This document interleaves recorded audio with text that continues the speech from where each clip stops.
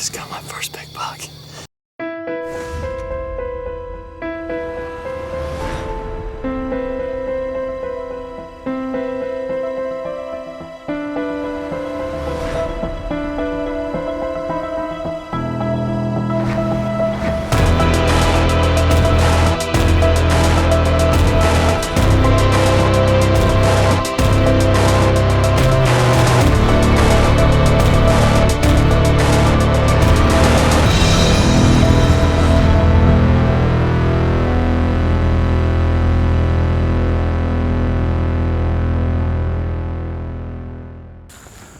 The plot's looking good. You know, ladies and gentlemen, when you practice QDM or when you start this philosophy, you got to have a vision. And whether you own the property or you hunt on so much property that allows you to do stuff, you got to have a vision. You got to have a thirst and desire to have that vision come true. It wasn't that long ago that this spot that we're standing in right now, this was a solid stand of maple, ash, and pine.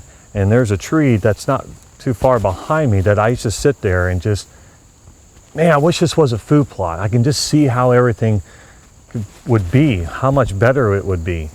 And you know what? We saved up our money, cashed in some favors, and lo and behold, we have a food plot here. There's nothing more rewarding and then to see your vision come true in harvesting animals. There's nothing to sit in a tree stand and see deer utilize a water hole that you created, deer utilizing a mineral source that you put out, or a food source that you put out, and then to harvest an animal that we're going to show you here in a second. It just all comes together. You know, this spot right here is a very special place for me. You know, we came in here, we created this food source. This is the first food source that we put on the property.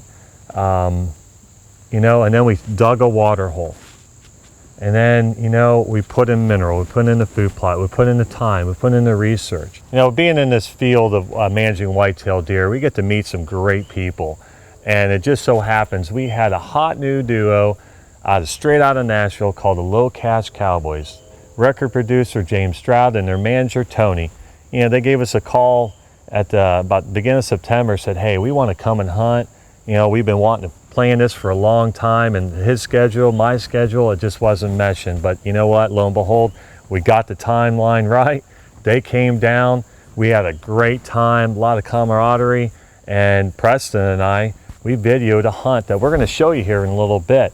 But before we talk about the hunt, you know, everything came together. The camera, the water hole, everything that we taught you throughout the other episode. You know, we practice what we preach to you. There's nothing else to go over other than providing a stress-free environment. And here in the future, we're going to teach you more and more tricks of the trade.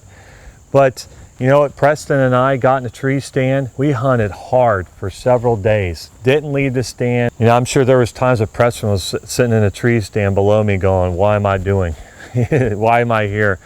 But you know what? I had faith in the site. I knew that with some time, it was going to happen for him and for us, period. And lo and behold, an hour before shooting time was over, last day of the hunt, here come a 3-year-old buck, roughly scored 142, stood right where I'm standing. Preston did an amazing shot on it, 33 yards, it ran like 40 yards and passed. And then we're sitting there doing a little interview, and here come a buck the same caliber, another 3-year-old, a little bit bigger body-wise. He comes out an hour before shooting time. And that just goes to show you, these deer, those older class whitetails, those 3- and 4-year-olds that we were trying to produce on this property, you know, that wouldn't happen if it wasn't a stress-free environment due to deer density, quality of food, just the habitat, things that we're teaching you. All this is not brain surgery, and it all came together at this spot here. So with that being said, sit back. It is a quick hunt, but it is a fun hunt nonetheless. It was a great time, and we thank the LoCash Cowboys, James Stroud, manager Tony, you know, for coming and hunting with us and sharing the joy. So stay tuned.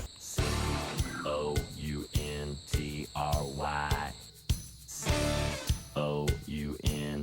passed up some small bucks that Eric's letting grow out here, and they've got a ways to go.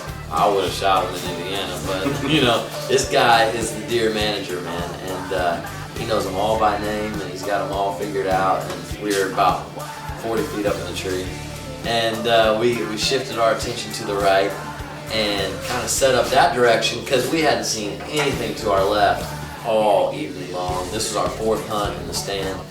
I know we're both watching this direction, so I swung my arm around and hit him, and he was like, "What?" And I said, "Look over here." And there's this, you know, this guy, Dr. Hook, hanging out there, and so he's already sitting there looking our direction, but he's not alarmed or startled or anything. So we shifted that direction, and the first words out of his mouth, "He's a shooter. Turn the safety off and just get ready because you're shooting this deer." And then my heart started pounding, going crazy. The first time that Doc got on his back, I got ready to pull the trigger, and I was shaking so bad, it kind of went up in the air, and I was like, "No!" And so I pulled it back down, I took a deep breath.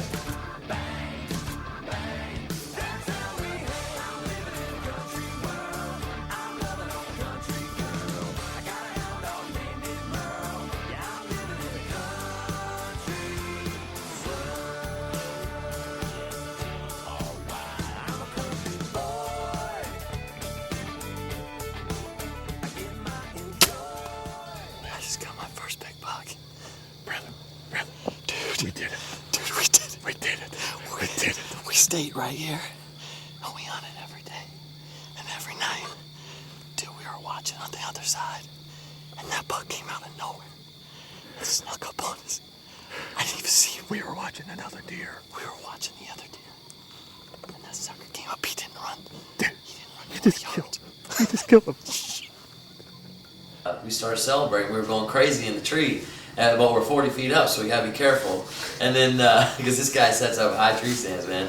But, so we're sitting there celebrating, and I can't wait to tell Chris, and I can't wait to call James and Tony and tell them to come over where we are. And just about that time, this huge buck steps out. Another 3-year-old, eh? You know, you see that stuff on videos all the time. You're like, "Oh, here comes another one." You're like, "Yeah, right. This is like edited."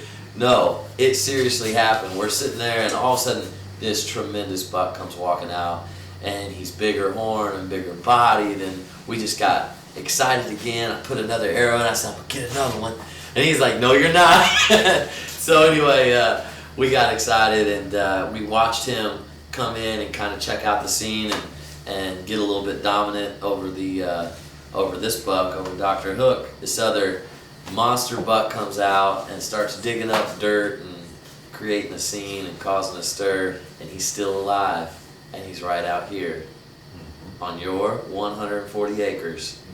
This goes to show you all you have to do is provide a stress-free environment. We have 140 acres here, not big at all, but in Ohio that's about the average size. But all you have to do is provide native vegetation, that's our forage, and stress-free environment. And it's as simple as that.